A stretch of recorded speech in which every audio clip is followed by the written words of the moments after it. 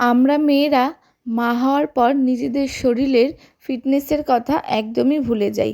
বাচ্চা সামলাতে সামলাতে, সংসার সামলাতে সামলাতে আমাদের নিজেদের শরীরের ফিটনেসটা একদমই বাজে হয়ে যায়। তো আমরা চেষ্টা করব বাচ্চা একটু বড় হলেই নিজেদের শরীরের ফিটনেসটা আনার চেষ্টা করব। যখন আমাদের সিজার হয় তখন আমাদের সিজারের পর শরীরের নানা রকমের আমাদের প্রবলেম শুরু হয়। প্রতিটি মেয়েই জানে যে সিজার হওয়ার পর তাদের শরীরের যে কীরকমভাবে একটা এফেক্ট পড়ে, কতটা ড্যামেজ হয়, তারপর থেকে আমাদের নানান রকম সমস্যা শুরু হতে পারে। সেই সমস্যা থেকে আমাদের বেরিয়ে আসতে হবে। একটুখানি তোমরা যদি যোগা করো তাহলে তোমাদের শরীরের যে ফিটনেস সেটাও তোমরা ফিরে পাবে, আবার যে তোমাদের শরীরের নানান রকম যে সমস্যাগুলো সেগুলো অনেকটা ঠিক হয়ে যাবে।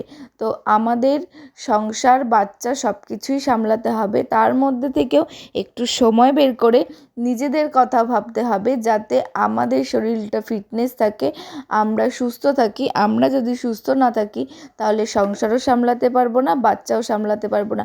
সেই জন্য আমাদের চেষ্টা করতে হবে যে আমি কিভাবে সুস্থ থাকবো, কিভাবে ফিটনেস থাকবো। এই জন্য আমাদের কিন্তু যোগা